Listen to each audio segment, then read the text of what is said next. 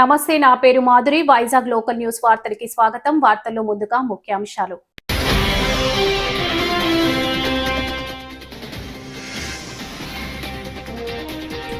ఆ కసితోనే జిల్లాలను అభివృద్ధి చేస్తున్న మంత్రి నారా లోకేష్.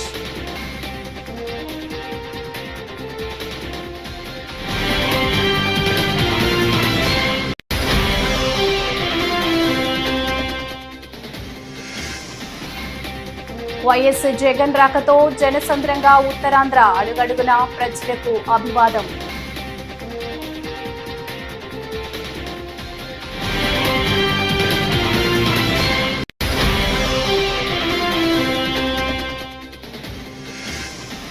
వైఎస్ జగన్ పై మంత్రి పార్థసారథి ఆగ్రహం వ్యక్తం.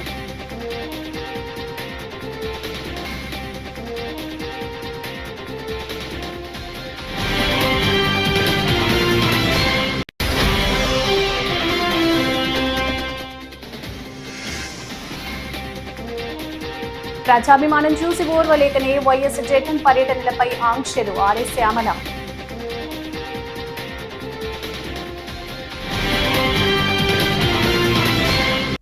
ఇక డీటెయిల్స్ చూస్తే, రాష్ట్ర విభజన సమయంలో రాజధాని ఎక్కడో చెప్పకుండా మనల్ని గెంటేశారని ఆంధ్రప్రదేశ్ ఐటీ విద్యాశాఖ మంత్రి నారా లోకేష్ అన్నారు. ఈ కసితోనే రాష్ట్రంలో అన్ని జిల్లాలను అభివృద్ధి చేస్తున్నామని పేర్కొన్నారు. రాష్ట్రంలో యువతకు ఉద్యోగ అవకాశాలు కల్పించడం కోసం కృషి చేస్తున్నామని చెప్పారు. Sir, we are number one in rooftop with around 14-15% market share, and we install rooftop solar. So far, we have already installed 5.2 gigawatt of rooftop solar, so now 4.8 lakh consumers. We want to expand this business more, sir, in AP. భారతదేశంలోనే మొదటిసారి ఒక private సంస్థ gold mining చేస్తున్నాం. అది కూడా మన పత్తికొండలో జరుగుతాం. ఇక్కడున్న యువతి యువకులకి ఉద్యోగాలు కల్పించే లక్ష్యంలో వాళ్ళు పనిచేస్తాం జరుగుతుంది. ఉమ్మడి కర్నూలు జిల్లా అంటే నాకు ప్రేమ. ఇక్కడ మీ అందరు తెలుసు, 45 రోజులు నేను ఉమ్మడి జిల్లా కర్నూలు జిల్లాలో పాదయాత్ర చేశా. అన్ని నియోజకవర్గాలకు వెళ్ళా. ఆనాడు పత్తికొండకు వచ్చినప్పుడు 1000 మంది పోలీసులు అడ్డం పెట్టి మన్ని ఆపేదానికి ప్రయత్నించారు. కానీ ఆనాడే చెప్పా, మీ లోకేష్ తగ్గేదే లేదని. మీరు నన్ను నడిపించారు. వాళ్ళని ఇబ్బంది పెట్టినా మీరు నాకు అండగా నిలబడ్డాడు. నడు అన్నా మీతో మేము నడుస్తాం, ఎవరు అడ్డొస్తారో వాళ్ళ సంగతి చూసుకుందామని మీరు చెప్పారు. అందుకే కర్నూలు జిల్లాకి ఒక కమిట్మెంట్ ఈ ప్రభుత్వానికి ఉంది. వేదికమైన గౌరవ ఇండస్ట్రీ శాఖ మార్చులు టీజీ భరత్ గారు ఉన్నారు. ఈరోజు ఆంధ్ర రాష్ట్రానికి పెద్ద ఎత్తున పరిశ్రమలు వస్తున్నాయంటే దాంట్లో కీలక పాత్ర గౌరవ మంత్రి టీజీ భరత్ గారిది. కేబినెట్ మీటింగ్లో ఎప్పుడు మేము కొట్టుకుంటాం. పెట్టుబడులు వచ్చినప్పుడు ఏ ప్రాంతానికి ఏ పరిశ్రమ పంపించాలని. అప్పుడు భరత్ గారు ఒక్కటే అంటారు, వెనుకబడిన జిల్లా, మీరు నడిచిన జిల్లా కర్నూలుకి ఇచ్చిన తర్వాతనే వేరే జిల్లాకి ఇవ్వండి అని కోరే వ్యక్తి భరత్ గారు. అంటే ఒక కమిట్మెంట్తో, ఒక పట్టుదలతో మేము పనిచేస్తున్నాం. ఈరోజు రిలయన్స్ ఇండస్ట్రీస్ కానివ్వండి, ఒక డ్రోన్ సిటీ కానివ్వండి, ఫార్మాకు సంబంధించిన అనేక పరిశ్రమలు కర్నూలు జిల్లాకి తీసుకొచ్చిన ఘనత కూటమి ప్రభుత్వాన్ని. ఈరోజు ప్రత్యేకంగా రెన్యూబుల్ ఎనర్జీ పరిశ్రమలు కూడా తీసుకొస్తున్నాం. ఈ పరిశ్రమ వల్ల ఈరోజు ఇన్స్టలేషన్ వల్ల కన్స్ట్రక్షన్ అప్పుడు 4000 మంది యువతి యువకులకి ఉద్యోగాలు వస్తాయి. ఈ 800 మెగావాట్ల ద్వారా 1100 మంది రైతులకి 30 సంవత్సరాల లీజ్ వాళ్ళే డైరెక్ట్ గా మీ అకౌంట్ లో వేయబోతున్నారు. ప్రభుత్వం లక్ష్యం ఒకటే, పెద్ద ఎత్తున ఉద్యోగాలు ఉపాధి కల్పిస్తాం. అందుకే మన ఐటీఐని బలోపేతం చేస్తున్నాం, ఇండస్ట్రీ కనెక్ట్ తీసుకొస్తున్నాం. వేదికమైన సుజలాన్ సంస్థ కూడా దగ్గరకు వచ్చి మన ఐటీఐస్ ని బలోపేతం చేస్తున్నారు. రాబోయే రోజుల్లో వాళ్ళకి ఫ్యాక్టరీ కూడా ఇక్కడ ఆల్రెడీ కట్టారు. అనంతపూర్ జిల్లాలో 1200 మందికి వాళ్ళు ఉద్యోగాలు కల్పిస్తున్నారు. ఇంకా పెద్ద ఎత్తున ఉద్యోగాలు కల్పించాలంటే నిరుద్యోగ యువకులకి మంచి స్కిల్ అందజేయండి, వాళ్ళకి ఉద్యోగాలు కల్పించే బాధ్యత మేము తీసుకుంటామని వాళ్ళు చెప్తాం జరిగింది. సో యువకులు కూడా పిలిపిస్తున్నా, ఉద్యోగాల కల్పన ప్రభుత్వం బాధ్యత. ఆ బాధ్యతని మేమందరం స్వీకరించాం. కానీ ఒక పట్టుదలతో, ఒక క్రమశిక్షణతో పనిచేయాల్సిన బాధ్యత యువత పైన కూడా ఉందని ఈ సభాముఖంగా తెలియజేస్తున్నా. కేవలం మన దేశమే కాదు, ఇతర దేశాలు తిరుగుతున్నాం. పెద్దలు కాల్వ శ్రీనివాస్ గారు చెప్పినట్లు నేను రష్యాకి వెళ్ళా, దక్షిణ కొరియాకు కూడా వెళ్ళా. నేనే కాదు, టీజీ భరత్ గారు అమెరికా కానీ యూరోప్ కానీ అనేక దేశాలు తిరిగి మన రాష్ట్రంలో పెట్టుబడులు తీసుకొస్తున్నారు. దాని వెనకాల ఒకే ఒక లక్ష్యం. ఆనాడు యువగలం పాదయాత్రలో నేను హామీ ఇచ్చా, 5 సంవత్సరాలు 20 లక్షల ఉద్యోగాలు నిరుద్యోగ యువకులు కల్పించాలని. ఆ హామీ నిలబెట్టుకునే దానికే ఈ ప్రక్రియ మేము చేస్తున్నాం. నిన్న కూడా మీటింగ్ లో చెప్పా, యువగలం పాదయాత్రకు వచ్చినప్పుడు కరెక్ట్ గా కర్నూలు పట్టణంలో కొంతమంది లాయర్లు, అడ్వకేట్లు కలిశారు. హైకోర్టు ఇక్కడ ఏర్పాటు చేయండి అని కోరారు. వాళ్ళకి ఒకటే చెప్పా, ఒకే రాష్ట్రం ఒకే రాజధాని, కానీ అభివృద్ధి వికేంద్రీకరణ చేసే బాధ్యత మీ లోకేష్ తీసుకుంటాడని. ఆనాడు నేను హామీ ఇచ్చా, కర్నూలుకి హైకోర్టు బెంచ్ తీసుకొచ్చే బాధ్యత మీ లోకేష్ తీసుకుంటాడని. 90 రోజుల్లో కర్నూలుకి హైకోర్టు బెంచ్ తీసుకొచ్చే బాధ్యత నేను తీసుకుంటున్నానని ఈ సభాముఖ కర్నూలు ప్రజలందరికీ నేను తెలియజేస్తున్నా. ఆనాడు పాదయాత్రలు ఇచ్చిన ప్రతి హామీని గుర్తుపెట్టుకున్నా, ప్రతి హామీ నేను బుక్ లో రాసుకున్నా. ఒక పద్ధతి ప్రకారం హామీలు నిలబెట్టుకుంటా వెళ్తున్నాం. ఈరోజు టాటా లాంటి పెద్ద సంస్థ మన ప్రాంతానికి వచ్చింది. కావాలని ప్రతిపక్షంలో ఉన్న కొంతమంది నాయకులు మన మధ్యలో చిచ్చు పెట్టడానికి ప్రయత్నిస్తున్నారు, మన్ని రెచ్చగొట్టడానికి ప్రయత్నిస్తున్నారు, పరిశ్రమలు రాకుండా చేయడానికి ప్రయత్నిస్తున్నారు. దయచేసి ఇక్కడున్న రైతులందరినీ కోరేది అప్రమత్తంగా ఉండండి. ఇది ఒక అద్భుతమైన అవకాశం. వైఎస్ఆర్సీపీ అధినేత మాజీ ముఖ్యమంత్రి వైఎస్ జగన్మోహన్ రెడ్డి ఉత్తరాంధ్ర పర్యటనకు భారీ స్పందన లభించింది. విశాఖపట్నం నుంచి శ్రీకాకుళం వరకు రోడ్డు మార్గంలో సాగిన జగన్ ప్రయాణంలో దారి పొడవునా ప్రజలు పెద్ద సంఖ్యలో తరలివచ్చారు. గురువారం శ్రీకాకుళం జిల్లా జైలు వద్ద ఆయన మీడియాతో మాట్లాడారు.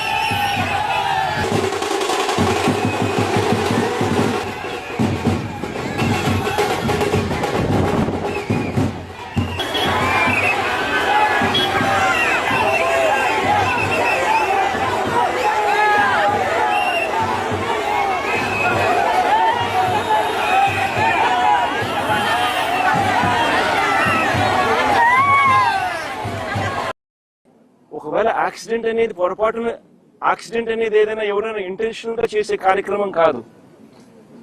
ఒక గొర్రెల కాపరి 40 సంవత్సరాల వయసులో ఆ గొర్రెల కాపరి ఉంటాడు. వయసు అయింది ఆల్మోస్ట్ ఇంచుమించు. రోడ్డు మీద గొర్రెలు కాసుకుంటా ఉన్న పరిస్థితుల మధ్య బైక్ లో యాక్సిడెంట్, బైక్ మీద యాక్సిడెంట్ జరిగితే దాంట్లో కుట్రకోణం ఎక్కడి నుంచి వస్తుంది? హత్య చేయాలి అని ముందుగానే ఆలోచన చేయాల్సిన పరిస్థితులు ఎందుకు వస్తాయి? ఆ మనిషి ఎవరో పరిచయం కూడా లేదు ఈ మనిషికి, ఈ పిల్లాడికి. వీళ్ళకి ఎవరికి పరిచయం కూడా లేదు ఆ మనిషి. Is just pedestrian. ఒక దారిన పోయే నడుచుకుంటూ పోయే ఒక వ్యక్తి. అన్ఫార్చునేట్ గా జరిగింది. చెయ్యాలనే ఉద్దేశం ఎవరికి ఉండదు. అలాంటి అన్ఫార్చునేట్ గా జరిగిన ఒక ఘటన పట్టుకుని ఈ పిల్లల కెరీర్ ను నాశనం చేయాలని చెప్పి ఆలోచన చేయడం ఎంత మటుకు ధర్మం? ఇది కరెక్టేనా? జస్ట్ బికాస్ అప్పల్ రాజ్ అనే వ్యక్తి బీసీలలో ఒక మంచి నాయకుడు కాబట్టి, వైసీపీకి సంబంధించిన నాయకుడు కాబట్టి, వైఎస్ఆర్సీపీ పార్టీకి చెందిన వ్యక్తి కాబట్టి ఇది ధర్మమేనా అని అడుగుతా ఉన్నా. నిజంగా ఒక చిన్నపిల్లాడి చేసిన యాక్సిడెంట్ ను ఒక కుట్రగాను హత్యగాను దాన్ని చిత్రీకరించి మొత్తం అప్పల్ రాజ్ కుటుంబాన్ని దీంట్లో ఇరికిచ్చే కార్యక్రమం ఎంత మటుకు ధర్మం అనేది అందరూ కూడా ఆలోచన చేయాలి. అసలు ఆశ్చర్యకరమైన విషయం ఏమిటి అని అంటే, ఎల్లో మీడియాలో ఒక కట్టుకథ రాయిస్తారు. దానికి యాంగిల్స్, వక్రీకరణ, ట్విస్టింగ్, మసాలాలు అన్ని కలిపి తర్వాత టీడీపీ సోషల్ మీడియా దాన్ని అందుకుంటుంది. ఆ అందుకున్న దాన్ని చివరకు పోలీసులు దాన్నే కేసుగా మార్చేస్తారు. నిజంగా రాష్ట్రంలో జరుగుతా ఉన్న మాఫియా సామ్రాజ్యం ఇదే. ఇది ఓ ఈనాడు, ఒక ఆంధ్రజ్యోతి, ఓ TV5, ఓ చంద్రబాబు, ఓ లోకేష్, వీళ్ళకి సంబంధించిన గవర్నమెంట్, వీళ్ళకి సంబంధించిన పోలీసులు. ఇది ఒక మాఫియా సామ్రాజ్యం. నిజంగా ఇది ధర్మమేనా అని చెప్పి నిజంగా అందరూ కూడా, ప్రతి ఒక్కరూ కూడా గుండెల మీద చేతులు వేసుకుని ఆలోచన చేయాల్సిన అవసరం ఉన్న ప్రశ్న ఇది. అప్పల్ రాజ్ విషయానికి ఒకసారి వద్దాం. అప్పల్ రాజ్ అనే వ్యక్తి 10వ తరగతిలో he was state first rank. Appal Raj అనే వ్యక్తి వీళ్ళ నాన్న 10th క్లాస్ లో స్టేట్ ఫస్ట్. చంద్రబాబు నాయుడు గతంలో ముఖ్యమంత్రిగా ఉన్నప్పుడు వచ్చి అవార్డు ఇచ్చినాడు వీళ్ళ నాయనకు, స్టేట్ ఫస్ట్ అవార్డు ఇచ్చినాడు. చదువుల్లో ఆ స్థాయికి పోయిన వ్యక్తి తన సొంత కష్టం మీద డాక్టర్ అయ్యాడు. లోకేష్ మాదిరి డొనేషన్ కట్టి స్టాన్ఫోర్డ్ లో సీట్ తెచ్చుకోలా. సొంత కష్టం మీద కష్టపడి చదివి డాక్టర్ అయినాడు. డాక్టరే కాదు, ఎండి కూడా చేశాడు. పోస్ట్ గ్రాడ్యుయేట్ కూడా, ఎండి కూడా చదివినాడు. చదివి ఒక మంచి డాక్టర్ గా పేరు తెచ్చుకున్నాడు. తర్వాత నేను టికెట్ వైఎస్ఆర్సీపీ తరఫున టికెట్ ఇస్తే ప్రజల ఆశీర్వాదాలతో ఎమ్మెల్యేగా అయ్యాడు. దాని తర్వాత మన పార్టీలో మంత్రిగా కూడా పనిచేశాడు. అంటే ఒక బీసీ నాయకుడు, ఒక అతి సామాన్యమైన కుటుంబం నుంచి వచ్చి కష్టపడి చదివి మంచి డాక్టర్ గా పేరు తెచ్చుకొని ఒక ఎమ్మెల్యే అయి, ఒక మంత్రి అయి, ఒక బీసీ నాయకుడిగా తాను ఎదిగితే అలాంటి మనిషిని ఫినిష్ చేయడం కోసం, క్యారెక్టర్ అసాసినేట్ చేయడం కోసం ఒక తప్పుడు కేసును, ఒక యాక్సిడెంట్ ను ఒక కుట్రగాను, ఒక హత్యగాను దాన్ని వక్రీకరించి మలచి తన కెరీర్ ను నాశనం చేయాలని, తన క్యారెక్టర్ ను అసాసినేట్ చేయాలని, అప్పల్ రాజును నాశనం చేయాలి అని చెప్పి ఇంత దుర్మార్గపు ఆలోచన. రాష్ట్రంలోని పోలీసులపై వైసీపీ కార్యకర్తలు దాడులు చేస్తున్నారని, మహిళా ఎస్ఐని అసభ్య పదజాలంతో దూషించారని మంత్రి పార్థసారథి ఆగ్రహం వ్యక్తం చేశారు. ప్రధాని పర్యటన దృష్టి మార్చేందుకే జగన్ పర్యటిస్తున్నారని, మాజీ మంత్రి సీదిరి అప్పలరాజు సాక్ష్యాలను తారుమారు చేశారని, బాధితులను కాకుండా నిందితులను పరామర్శించడం దారుణమని ఆయన విమర్శించారు. మోడీ గారి చేతుల మీదుగా ప్రారంభించబడబోతున్న భోగాపురం ఇంటర్నేషనల్ ఎయిర్పోర్ట్ వెంక దేశం యావత్తు కూడా చూస్తూ ఉంది. ఉత్తరాంధ్రలో వెనుకబడిన జిల్లాలుగా గుర్తించబడిన ఉత్తరాంధ్ర జిల్లాల్లో జరుగుతున్న అభివృద్ధి గురించి దేశమంతా కూడా చర్చ జరుగుతూ ఉంది. భోగాపురం ఎయిర్పోర్ట్ ప్రారంభోత్సవానికి కౌంట్ డౌన్ మొదలయ్యి మొత్తం ఉత్తరాంధ్ర ప్రజలందరూ కూడా ఒక పండుగ వాతావరణంలో ఈ కార్యక్రమాన్ని నిర్వహించుకోవాలి. ఈ భోగాపురం ఎయిర్పోర్ట్ రావటం ద్వారా, అదేవిధంగా కూటమి ప్రభుత్వంలో వచ్చిన పెట్టుబడుల ద్వారా మా వెనుకబాటుతనం పోతుంది. మా యువకులందరికీ కూడా మంచి ఉపాధి అవకాశాలు లభిస్తాయి. ఉపాధి అవకాశాలు లభించేటట్లు కూటమి ప్రభుత్వం స్కిల్ డెవలప్మెంట్ సెంటర్స్ని కూడా ప్రారంభిస్తుందని చాలా సంతోషకరమైన వాతావరణంలో ఉన్న విషయం అందరూ కూడా తెలుసు. ఇటువంటి పరిస్థితుల్లో జగన్మోహన్ రెడ్డి గారు, వైఎస్ఆర్సీపీ గొడ్డల పార్టీ అధ్యక్షుడు జగన్మోహన్ రెడ్డి గారు పాలనలో విషం చుక్క వేసినట్లు ప్రజల దృష్టిని మరల్చేందుకు ఈ ప్రారంభోత్సవం ద్వారా, అదేవిధంగా ఉత్తరాంధ్రలో జరుగుతున్న అభివృద్ధి పట్ల జరుగుతున్న చర్చ మూలంగా కూటమి ప్రభుత్వానికి, ఆ ప్రభుత్వ నాయకుడు చంద్రబాబు నాయుడు గారికి ఎక్కడ పేరు వస్తుందో అనే దుగ్ధతో దిగజారిన రాజకీయానికి ఒడిగడుతున్నాడు జగన్మోహన్ రెడ్డి గారు అని చెప్పేసి మనం చేస్తా ఉన్నాను.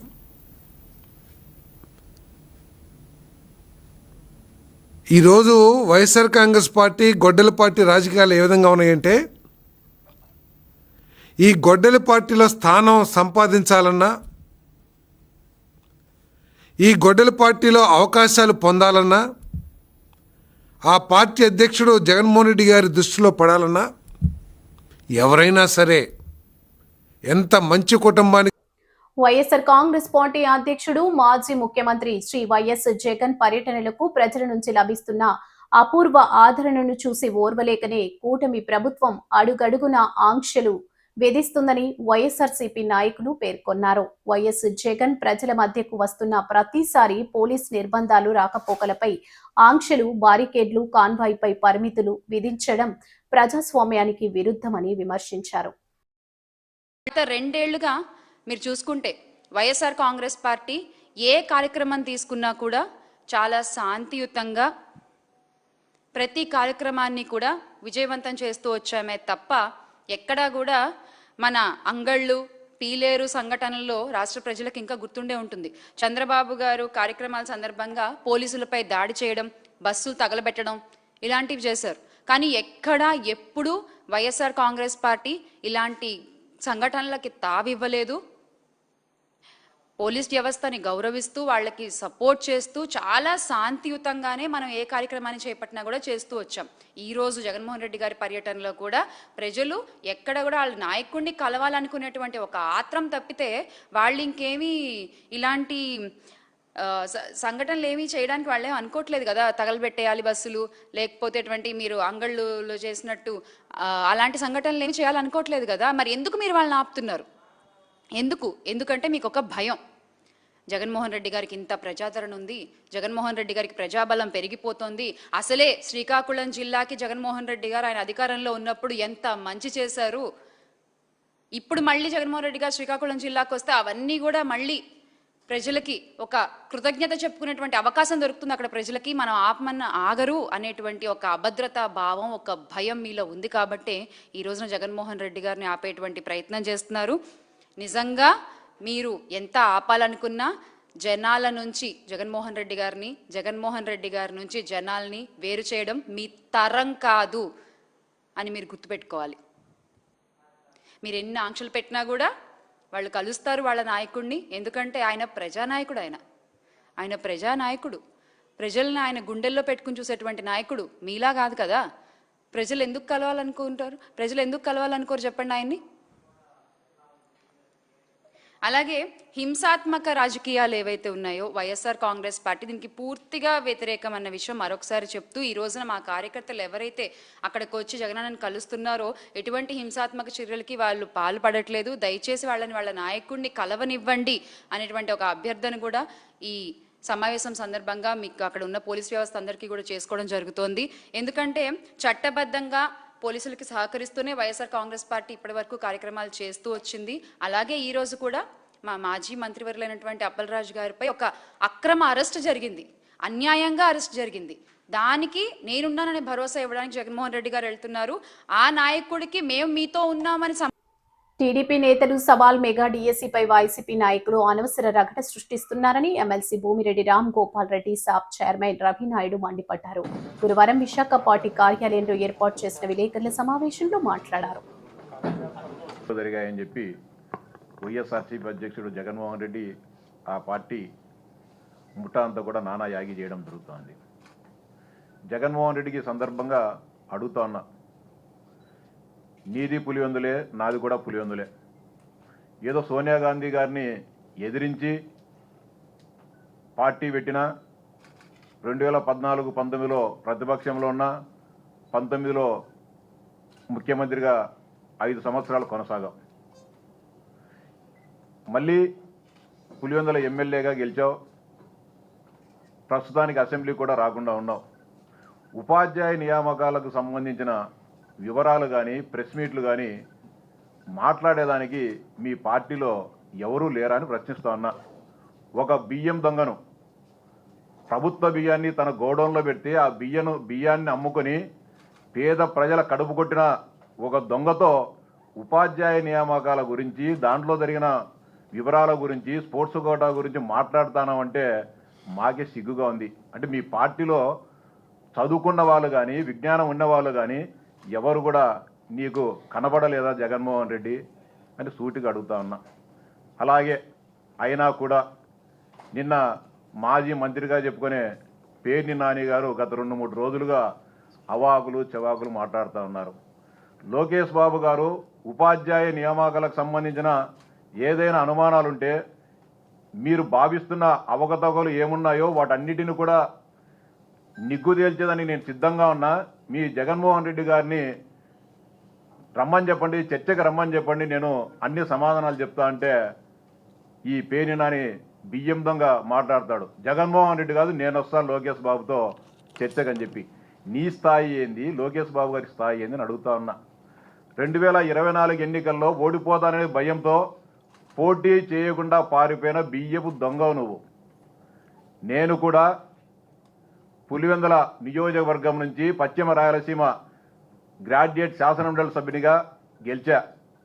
మీరు కంచుకోటలుగా అనుకునే రాయలసీమ నుంచి మీ నాయకుడు, మీ పార్టీ అధ్యక్షుడు ప్రాతినిధ్యం వహించే పులివెందుల నుంచే మీ అరాచకాలకు అడ్డు అదుపు లేనప్పుడు, నామినేషన్లు వేయాలన్నా కూడా భయపడే పరిస్థితుల్లో విచ్చలవిడిగా నన్ను ఓడించాలని చెప్పి కోట్లాది రూపాయలు వెలజల్లినప్పటికీ మొగోని మాదిరి నిలబడి గెలిచా మీ మీద.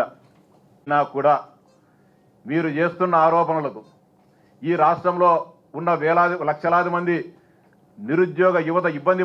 వార్తలు ముగించే ముందు ముఖ్యాంశాలు మరోసారి.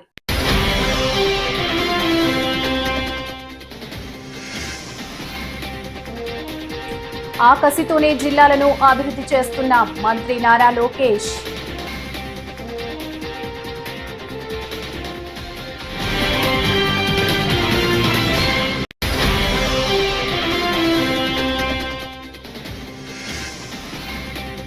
వైఎస్ జగన్ రాకతో జనసంద్రంగా ఉత్తరాంధ్ర, అడుగడుగునా ప్రజలకు అభివాదం.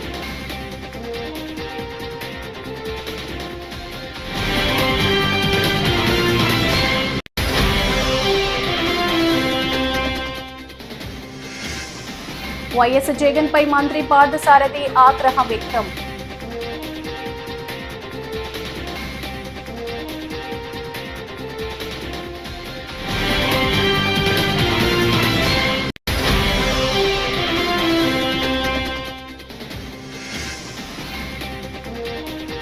ప్రజాభిమానం చూసి ఓర్వలేకనే వైఎస్ జగన్ పర్యటనలపై ఆంక్షలు, ఆర్ఎస్ శ్యామల.